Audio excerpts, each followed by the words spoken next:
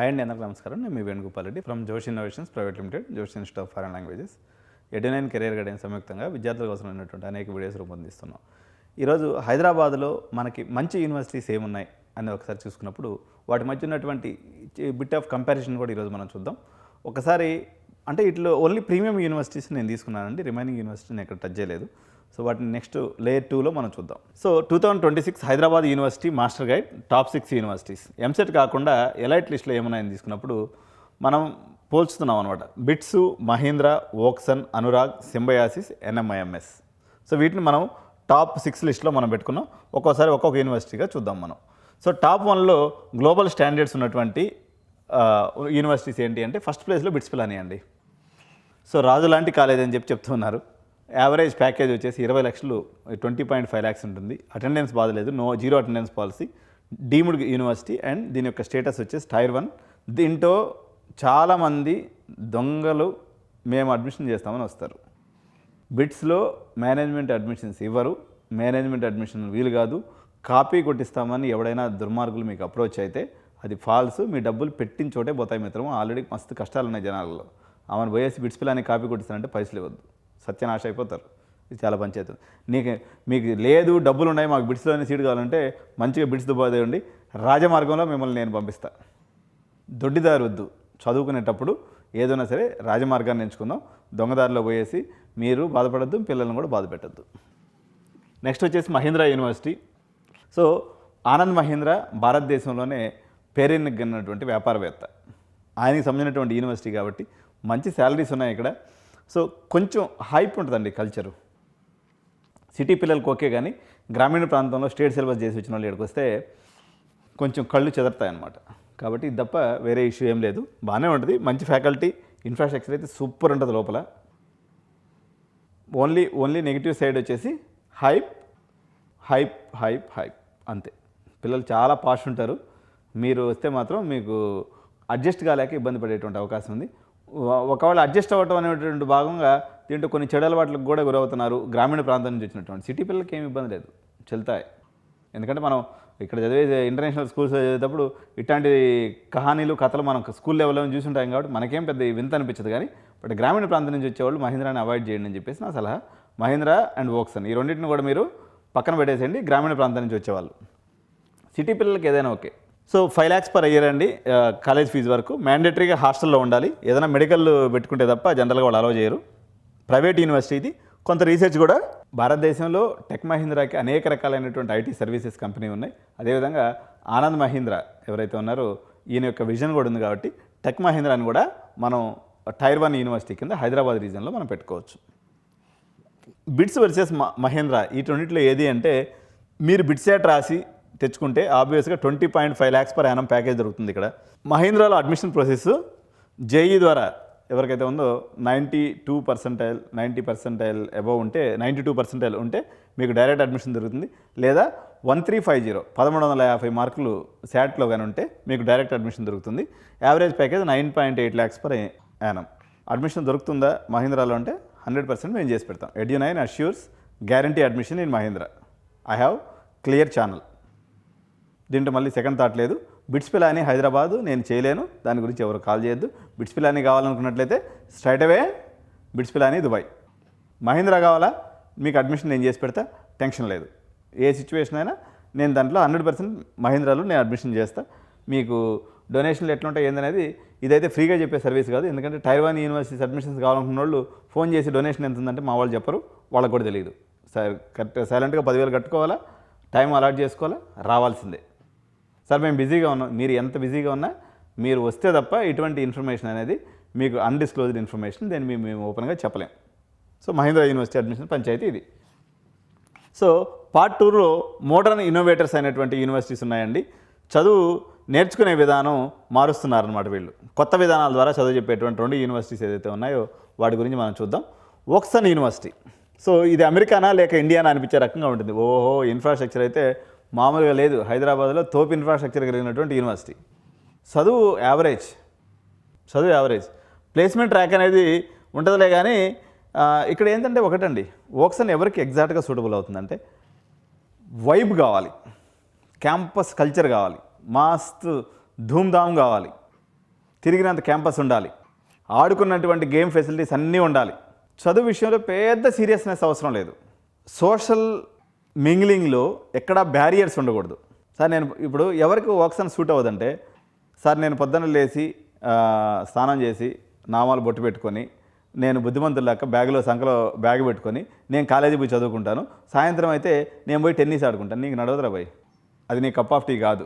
మిడ్డీలు చెడ్డీలు వేసుకునే బ్యాచ్కి వర్క్సన్ బాగుంటుంది. అంటే ఆ కల్చర్ తెలిసి ఉండాలి.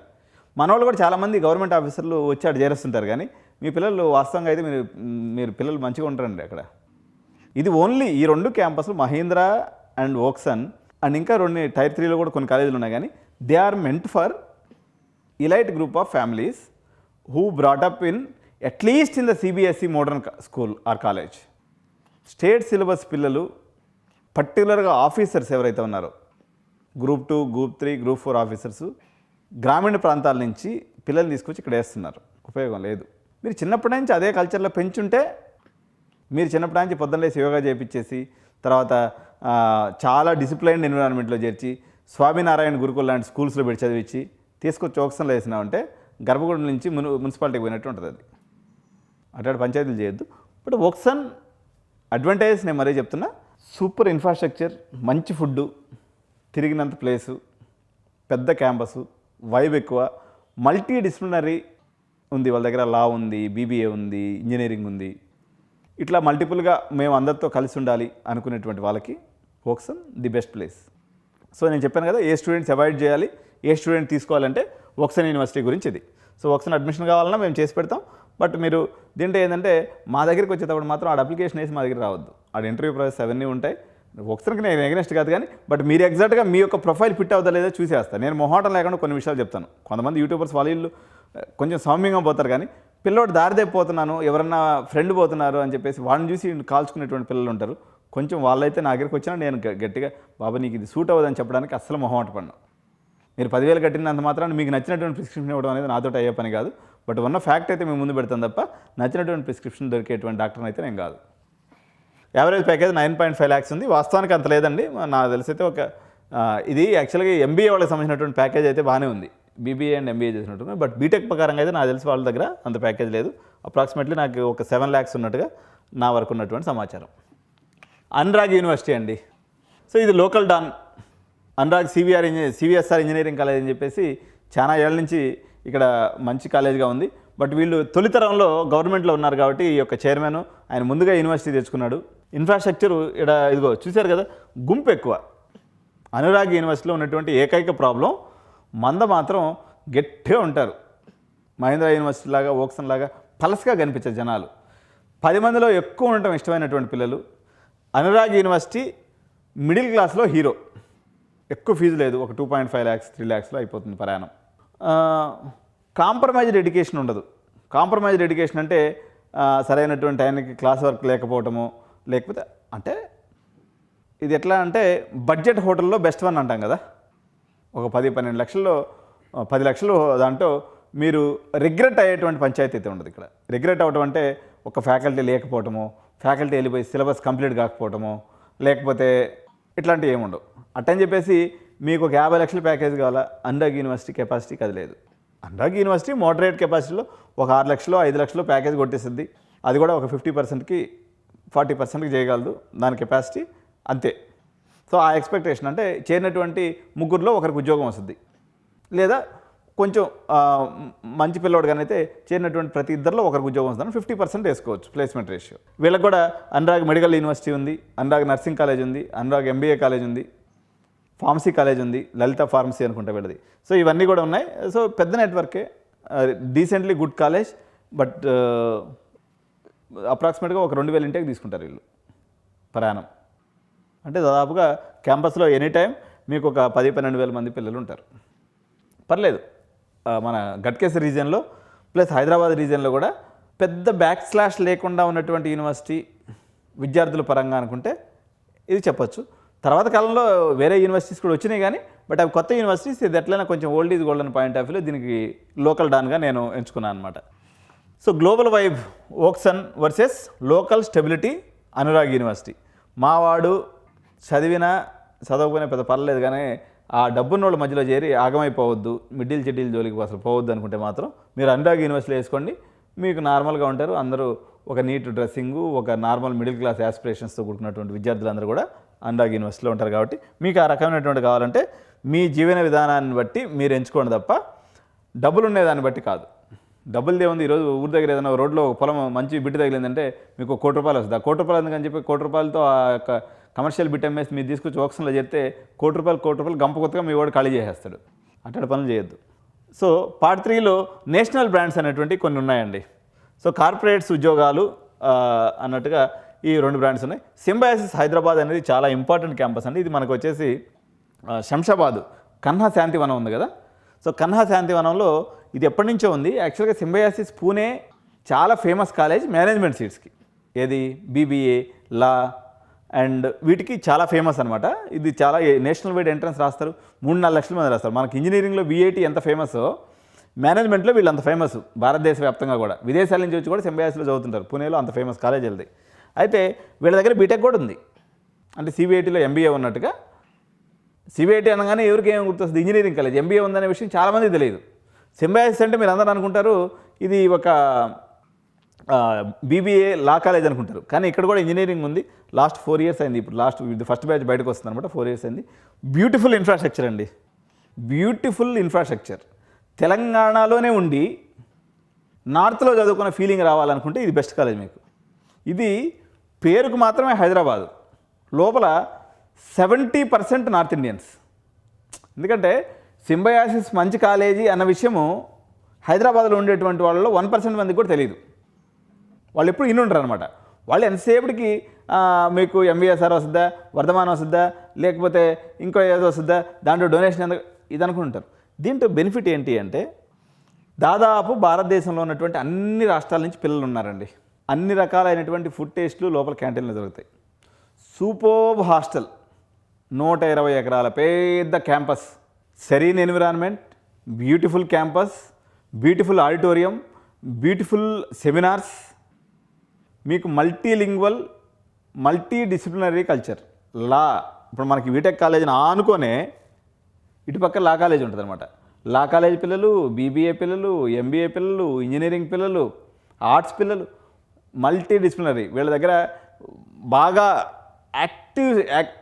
దీనికి ఓక్సన్కి సంబంధం లేదు మిత్రమా. ఓక్సన్ అనేది అది ఒక పర్పస్ మీద పెట్టినటువంటి కాలేజ్, దాని గురించి నేను మాట్లాడను.